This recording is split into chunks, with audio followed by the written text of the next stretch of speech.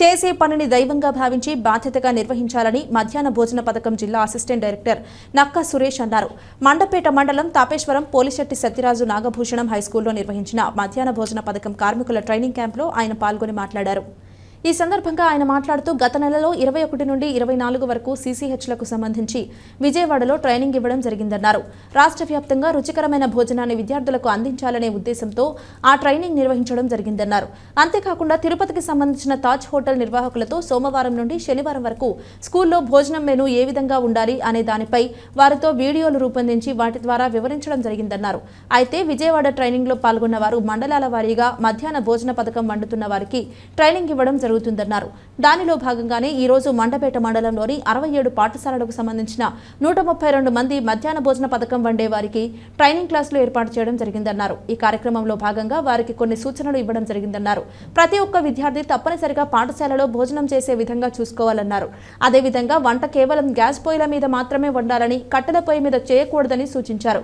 భోజనం వండే సమయంలో విద్యార్థులతో వంట నిమిత్తం ఎటువంటి పని చేయించినా వారిపై తగిన చర్యలు తీసుకోవడం జరుగుతుందని హెచ్చరించారు. పాఠశాలలో వంట చేసే వారికి ప్రతి 3 నెలలకు ఒకసారి వైద్య పరీక్షలు నిర్వహిస్తామని ఆయన తెలిపారు.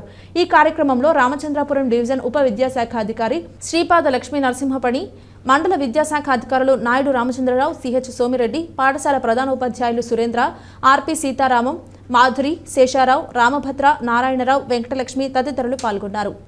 మనకి స్టేట్ లెవెల్లో మన గత 21 నుంచి 24 వరకు సీసీహెచ్లకు సంబంధించి ట్రైనింగ్ ఇవ్వడం జరిగిందండి. గవర్నమెంట్ ఒక ముఖ్య ఉద్దేశం ఏంటంటే ఇందులో ఒకే యూనిఫామ్గా ఎక్కడికి వెళ్ళినా కానీ రుచికరమైన వంట ఉండాలన్న దాని మీద తాజ్ హోటల్ వాళ్ళతో తిరుపతి వాళ్ళతో చేయించినటువంటి వీడియోస్ని ప్రిన్సిపల్ సెక్రటరీ గారు లాంచ్ చేయడం జరిగింది. అక్కడ చెప్పినటువంటి అంశాలు అన్నిటి మీద కూడా మండలం వారీగా ట్రైనింగ్ ఇవ్వమని చెప్పడం జరిగింది.